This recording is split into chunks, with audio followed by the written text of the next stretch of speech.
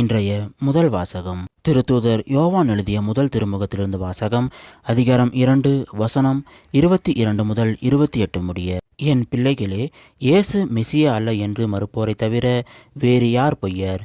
தந்தையையும் மகனையும் மறுப்போர் தாம் எதிர்கிறிஸ்துக்கள்.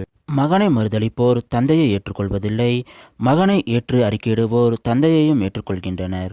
தொடக்கத்திலிருந்து நீங்கள் கேட்டறிந்தது உங்களுள் நிலைத்திருக்கட்டும். தொடக்கத்திலிருந்து நீங்கள் கேட்டறிந்தது உங்களுள் நிலைத்திருந்தால் நீங்கள் மகனுடனும் தந்தையுடனும் இணைந்திருப்பீர்கள். அவரே நமக்கு வாக்குறுதி அளித்துள்ளார். அவ்வாக்குறுதி நிலைவாழ்வு பற்றியதாகும். உங்களை ஏமாற்றுகிறவர்களை மனதில் கொண்டு இவற்றை உங்களுக்கு எழுதியுள்ளேன். நீங்கள் அவரிடமிருந்து பெற்றுக்கொண்ட அருள் பொழிவு உங்களுள் நிலைத்திருக்கிறது. அதனால் உங்களுக்கு எவரும் கற்பிக்க வேண்டிய தேவையில்லை. மாறாக நீங்கள் அவரிடமிருந்து பெற்றுக்கொண்ட அருள் பொழிவால் அனைத்தையும் கற்றுக்கொண்டீர்கள். அவ்வருள் பொழிவு உண்மையானது, பொய்யானது அல்ல. நீங்கள் கற்றுக்கொண்டதற்கேற்ப அவரோடு இணைந்து வாழுங்கள். ஆகவே பிள்ளைகளே, அவர் தோன்றும்போது நாம் உறுதியான நம்பிக்கை கொண்டிருக்கவும் அவருடைய வருகையின் போது வெட்கி விலகாதிருக்கவும் அவரோடு இணைந்து வாழுங்கள். இது ஆண்டவர் வழங்கும் அருள்வாக்கு. இறைவா, உமக்கு நன்றி.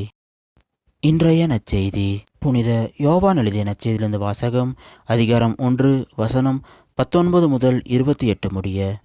எருசலேமில் யூதர்கள் குருக்களையும் லேவியர்களையும் யோவானிடம் அனுப்பி, நீர் யார் என்று கேட்டபோது அவர், நான் மெசியா அல்ல என்று தெரிவித்தார்.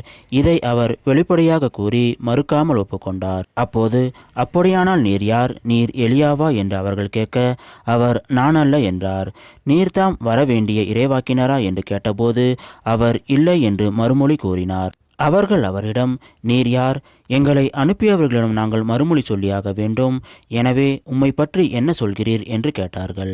அதற்கு அவர், ஆண்டவருக்காக வழியை செம்மையாக்குங்கள் என பாலைநிலத்தில் குரல் ஒன்று கேட்கிறது என்று இறைவாக்கினர் எசாயா உரைத்தது என்னை பற்றியே என்றார். பரிசேயரால் அனுப்பப்பட்ட அவர்கள் அவரிடம், நீர் மெசியாவோ எலியாவோ வரவேண்டிய இறைவாக்கினரோ அல்லவென்றால் ஏன் திருமுழுக்கு கொடுக்கிறீர் என்று கேட்டார்கள்.